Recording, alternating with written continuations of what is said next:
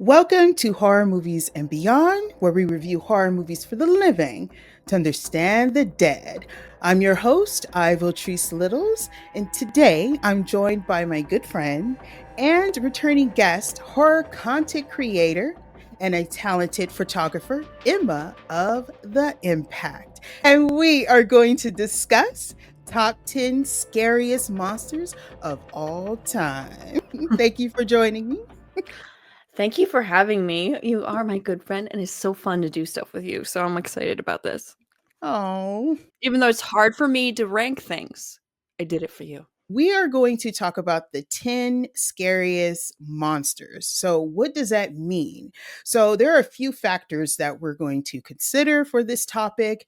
If the monster, for example, if we take the monster out of its original element and put them in another situation or another horror universe, would they die or thrive? The key word is thrive here.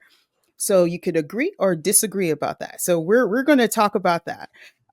Also, I wanted to pick, at least for me, the less obvious choice. I'm not sure what Emma has, so this is what's going to be fun. I kind of want to pick something out of pocket, but we'll also see what she has. And there's no right or wrong, but there is a disagree and agree or disagreement. So we're going to have a lot of fun with that. We're going to power through our 10, my 10 and her 10. So, like I said, stick around so we could, we may go back to be like, girl, what was that? Well, I read into it as what is the most indestructible. So I'm not thinking of eerie, like in the shadows, spooky, scary. I'm thinking of like what is hard. It's scary because it's unsurmountable. Like Yeah. it can't be defeated in that way. Mhm. So that's how I base my list. Exactly. So here we go. Number one, Emma. Number one, Shin Godzilla. So I That do is a have good to one. say that I haven't seen Shin Godzilla, but I asked an expert. I do have knowledge that he's like a living, growing nuclear reactor. I wanted to do more than just Godzilla. I knew there were so many great ones. So that's my first one. All right. Mine is not in any particular order, but I am going to go with the thing. And you could take him out of the Arctics and take him anywhere, and it is just Put him in your destruction. purse. Yeah. So the thing, I mean, come on. The Thing is my favorite movie. I had to say the thing. So my number two, Yes. the thing. It's too obvious. Because also the factor that like how the movie ends, like, is that really the guy I know or is it the thing? Because you can Yeah. never be sure. That's what's scary. I feel like I know a couple of things around here in real life. But that's another segment. My number two, It Follows, the Entity.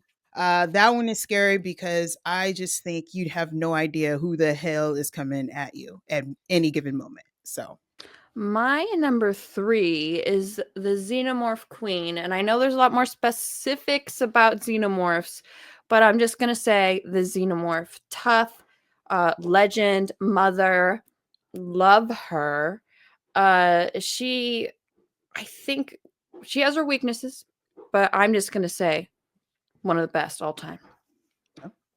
that's a good one. Mine is Cloverfield. That was an infant. That monster that was in New York was an infant. So it wasn't even full grown yet. There's even the subway creatures are also great. Oh yeah. Yeah, those were little parasites that were dropping off of it. Like those were the fleas. Oh my god. Time to feel hopeless. I know, right? My number 4 is the Deadites. Because Ooh, so okay. hard. Part of it is within the films they never really specify, and sometimes they do a little bit, but it seems like even if you break them down into little pieces, they'll still come together and give you a really punny joke, you know? They're also one of my favorite monsters because they can be so funny, so ridiculous, come in any form, look like a person but possessed, or turn it like Ted Raimi in Mhm. Evil Dead 2, a whole different creature on its own. I'm a big Deadite fan. The next one, number 4 for me, is the monster Larry from Come Play. Mm. Yes, that I actually monster don't know that one. I have to see it. that monster comes after you read a story about it, and it does not stop. Like the Its Yellow goal King. That's Yeah, a book that is okay, I won't get mm, nerdy, but like the Yellow King book, just look it up. yeah, so that monster does not stop. It comes for you no matter what. Well, no, It something was so it awful with the name Larry. Yeah, the kid reads a book online, and then I think it even warns you about if you keep going, and the kid just kept going, I and gotta see this. Larry was coming. It was creepy. That So, sounds really good. yeah.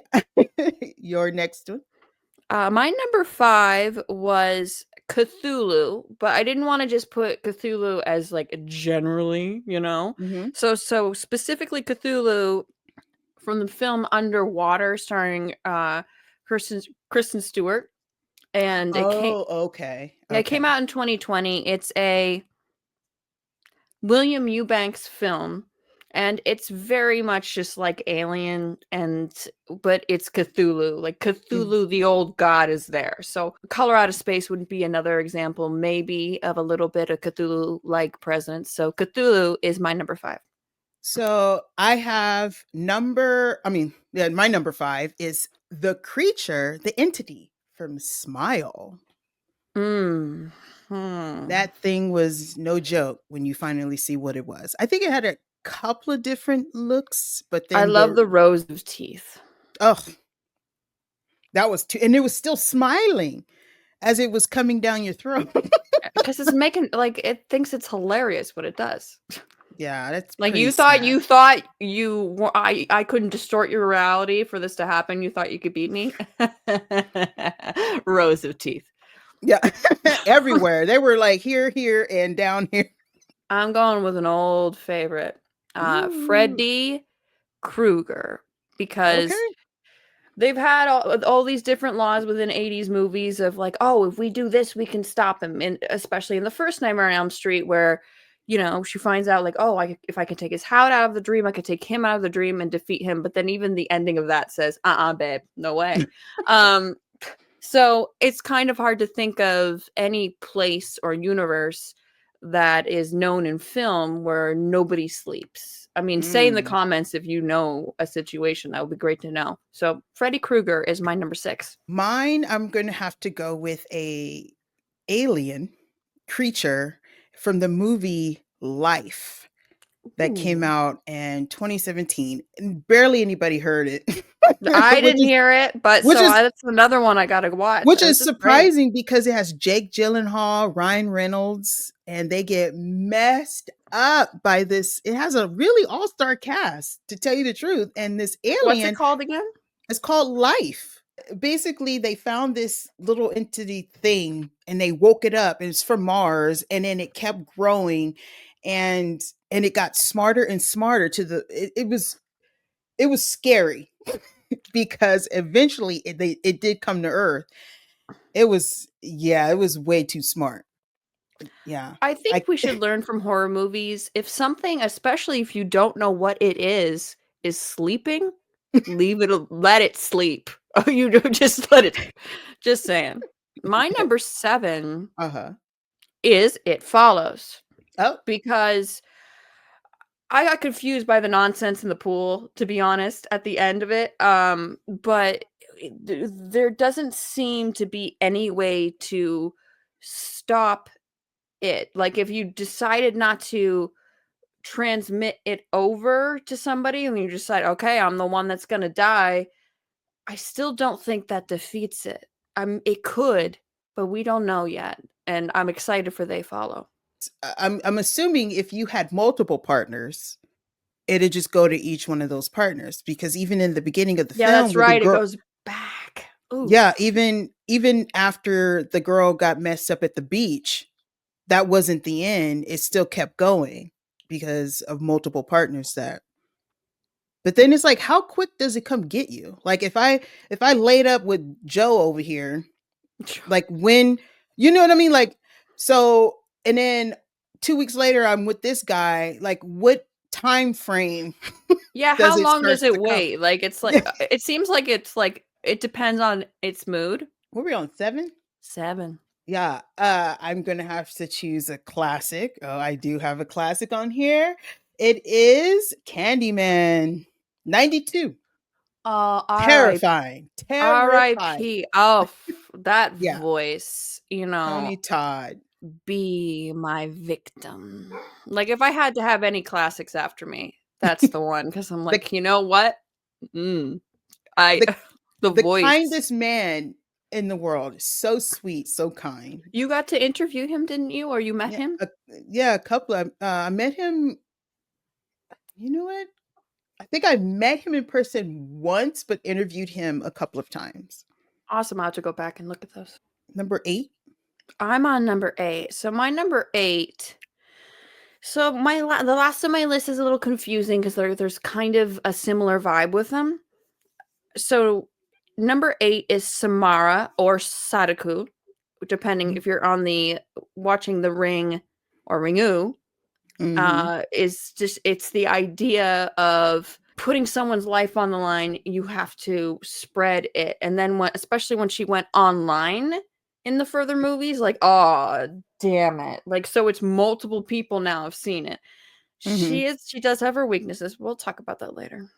Another classic, The Cenobites, Hellraiser. Yes.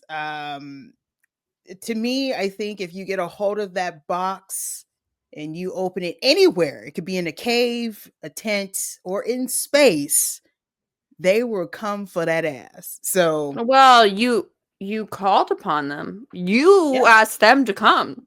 It's Yeah. on you, man. Yeah.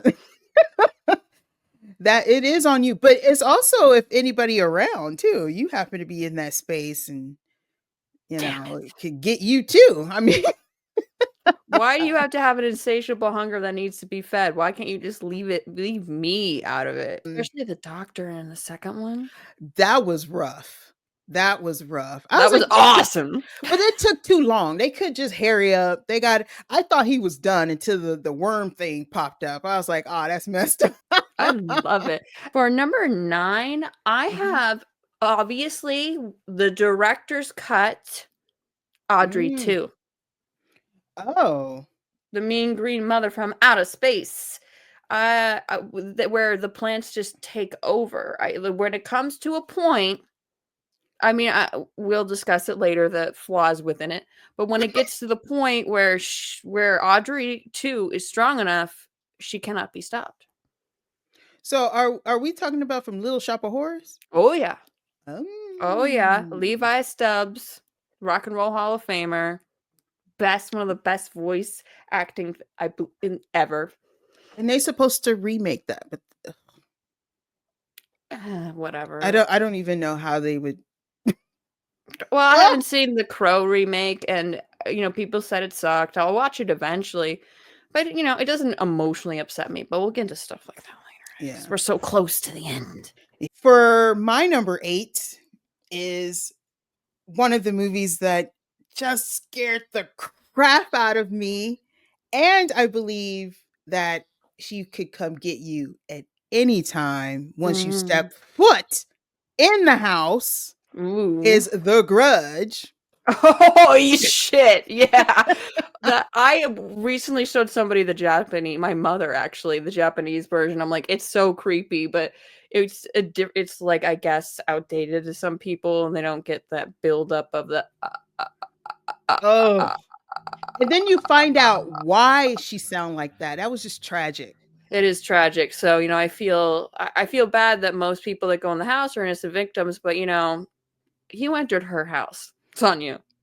Again. Pretty much. My number 10 is death itself. So that sounds like I'm cheating, but I'm talking about it in terms of Final Destination, which is scary also because in real life we can't help freak accidents happen, and you just can't be prepared for a freak accident. Oh yeah, Terrifying. that's It makes me think my mortality is I think about Final Destination every time I go on a plane or any kind of iffy transportation, or if I made a mistake and went to a second location with somebody I didn't know very well, which I don't do much at my age. Um, you know, Final Destination. that's a good one. The last one here, my number 10 is Off the Wall. Drum roll. Okay, it is the nasty, nasty monster from the movie The Beast Within, and it was written by Tom Holland, who did Fright Night and Thinner and all those. And that one, a lot of people don't know about. I have heard it. Is it an 80s movie as well? It came out in 82, was one of the first to use the ballooning to make the Ugh. skin, Yeah, I yeah, see. big and Like the balloony. body melt kind of horror where Yeah, it's just like yeah. It was one of the first, and the creature was just terrifying. You're To this teaching me day, things. You're it was teaching me it's things. oh thing. You Mhm. you have to see the beast. If you have not seen it, look at that creature. And people are standing there as it's transformed. Oh God, that movie is crazy. That movie is crazy. So I'm so appreciative to be part of your top 10 because like at least 3, if not 4 movies I haven't seen, and I'm excited. I went a little bit more classic. Mhm. now that we went through our top 10, this is the point where we're going to get into going back to any of them that we just disagree on or need more explanation.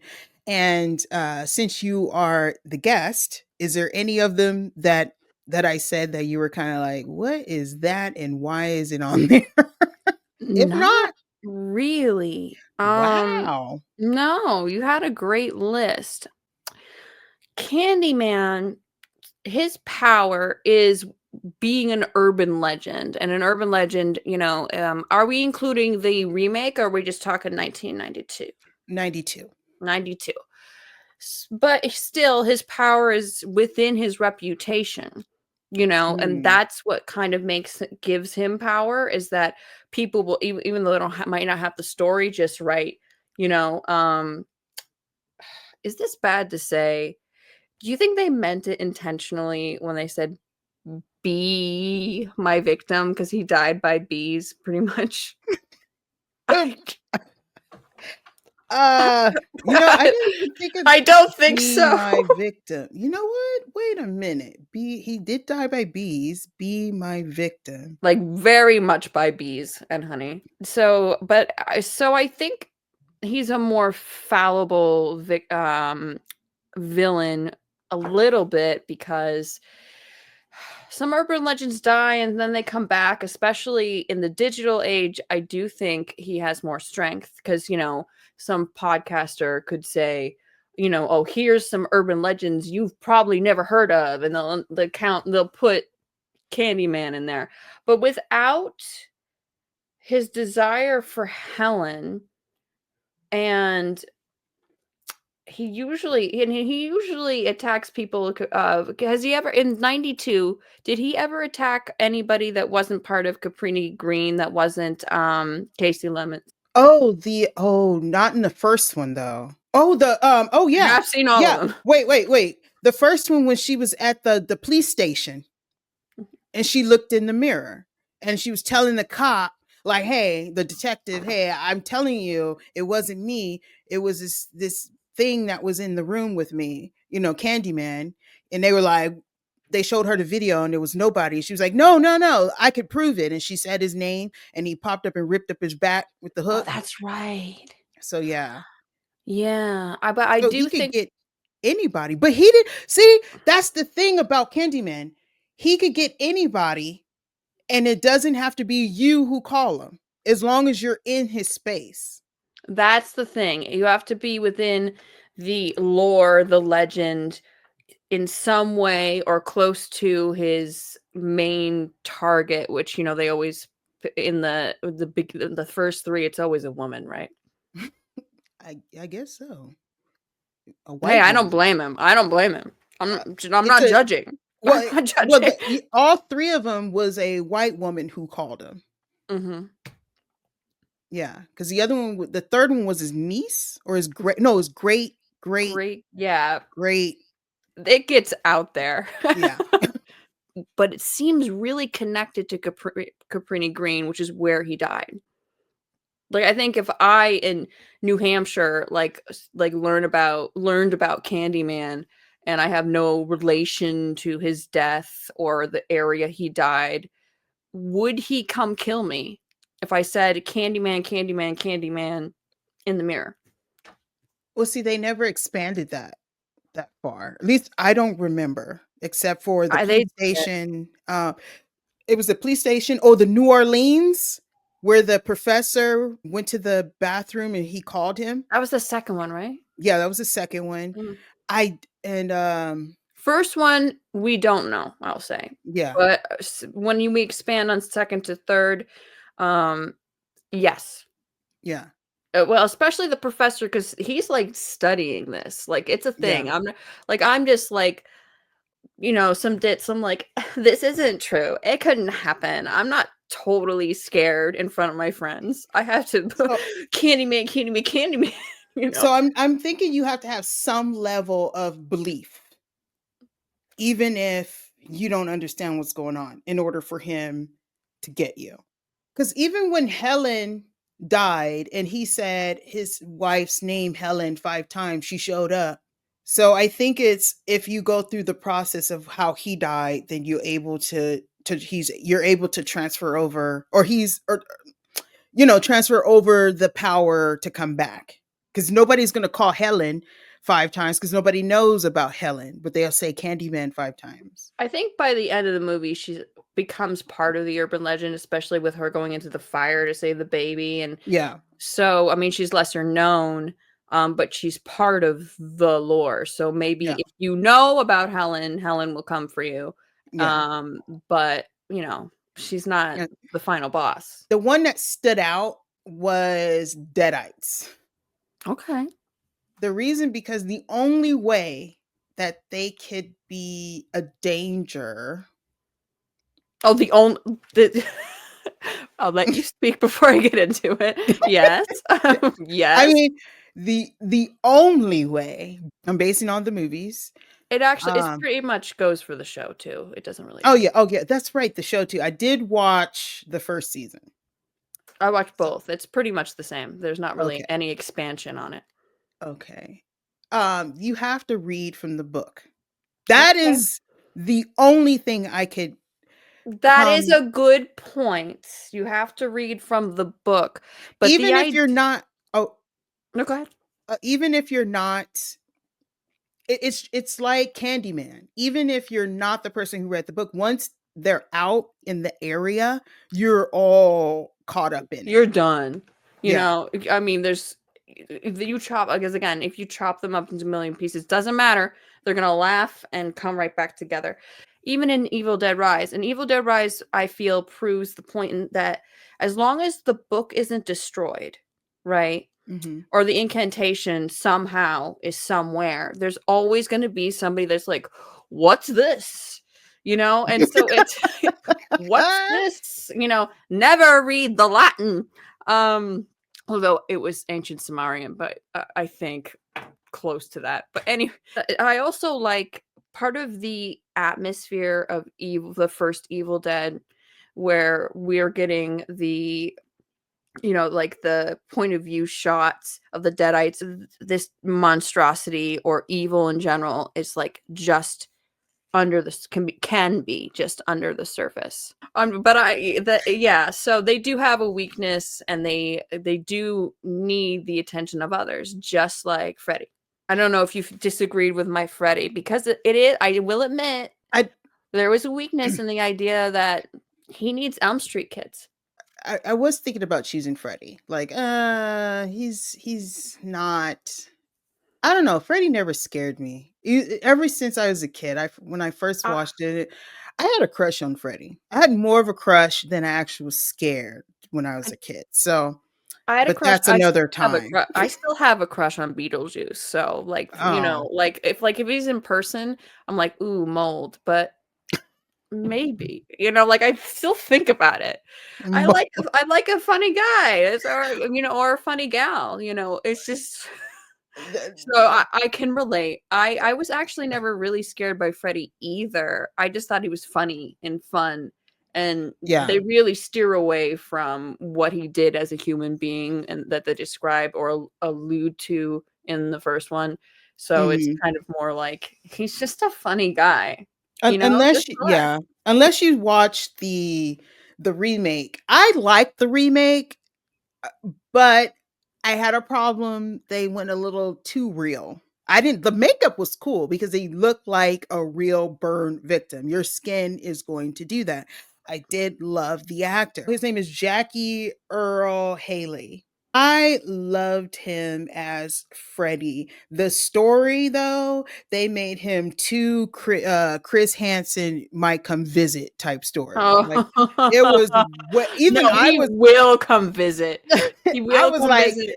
I was like, ew, like Well, like like, of all wait. things to lean into, I loved his performance, again, like you, I love the way he looked, and I think he did a good balance of Mhm. being funny, like f we expect from Freddy, but not too far, like, trying to be a little scarier. I think it just like, s similar to New Nightmare, where Freddy is just scary, but he Mm, has that flavor of comedy.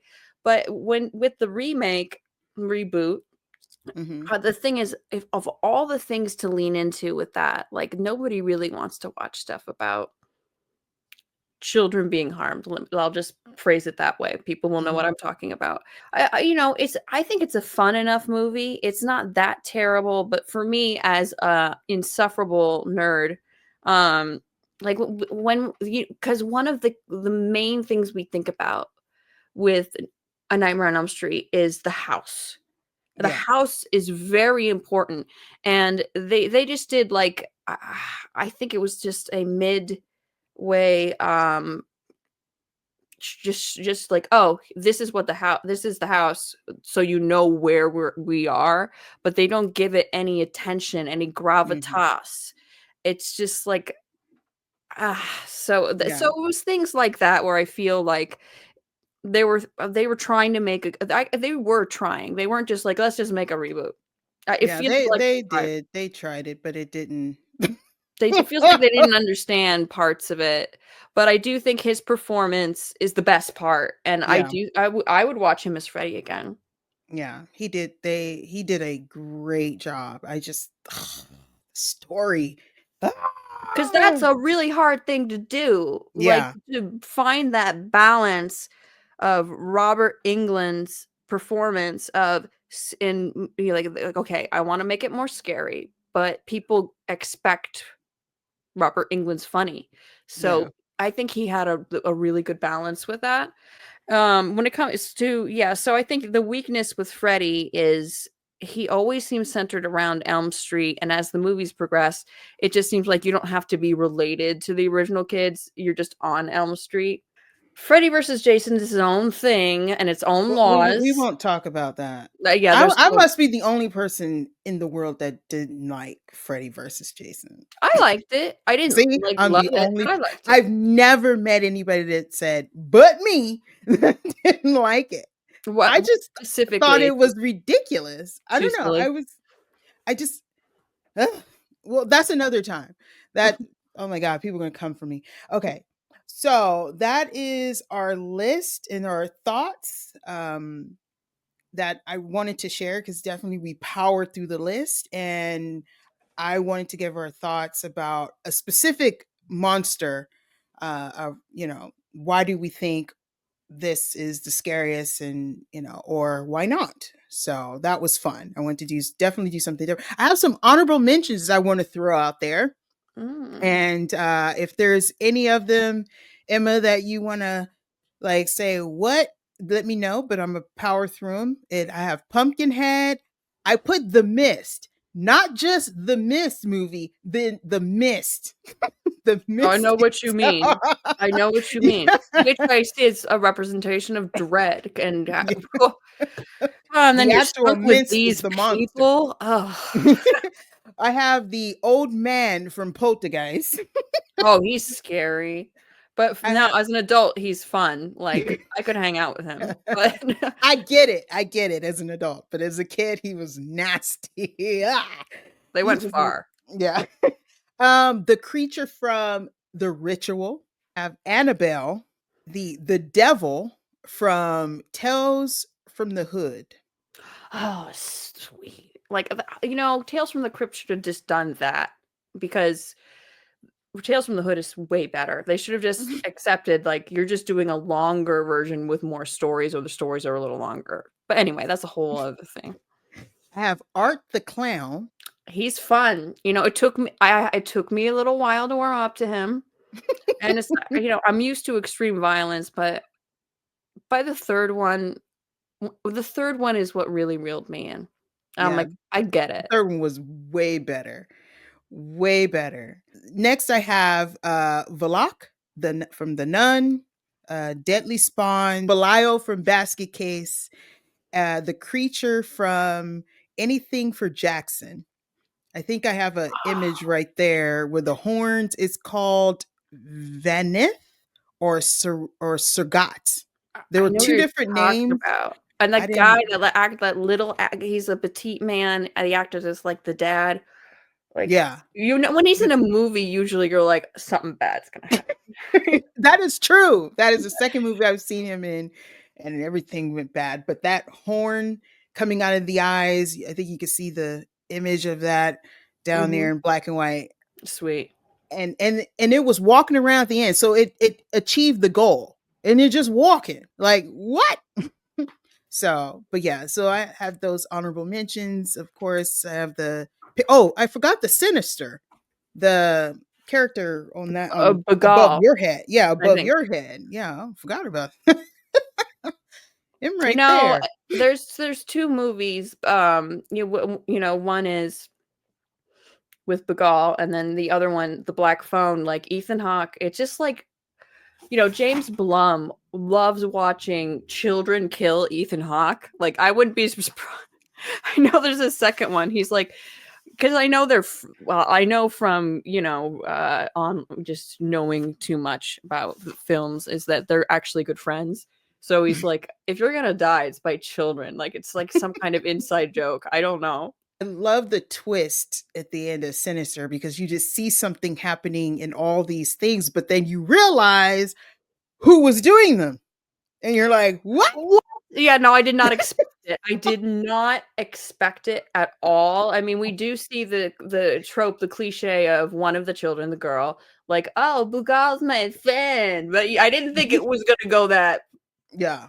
But the most horrifying parts were those old clips, and it makes those like, "Oh, oh, oh," no.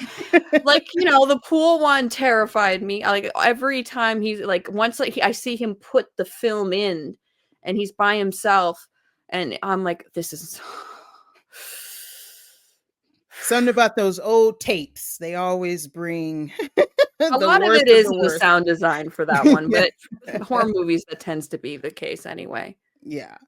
So, but that is our list of our top 10 scariest monsters of all time Mhm. in our way, in our opinions, and how we're going to do it. Please 'Cause comment below if you yeah, think we're wrong, please. yes, definitely comment and also let us know some of your scariest monsters out there. It could be none of the ones that we had on our list. We want to hear about it. And yeah, we could maybe discuss those in other posts or something. But yeah, I want to know what you guys think. I want to say thank you, Emma, for joining me on this list. It's always a pleasure to have you on my show. You're so awesome and talented. And I hope the world knows that. Thank you. So please let everyone know where they could find your platforms and anything else you have out there. Well, I'm primarily on Instagram, but I do have TikTok with if it's a social media website and you search for Emma of the Impact, you're going to find me. Especially if you're interested in my photography. I have a future project coming up that's too soon to really tell you, but I have things coming up that are really cool. So, check me out. Give me a chance. Yes, definitely follow her. She's great. I mean, she's great. A wonderful photographer. I always see her pictures and they just blow me away. They're so pretty, Buttering me up. beautiful, and everything else in between. But once again, thank you, Emma. And thank you, everybody, for watching. And if you want to see more videos like this, make sure you like, subscribe, and don't forget to share. And please let us know some of your favorite scary monsters. Until next time, everyone. Bye.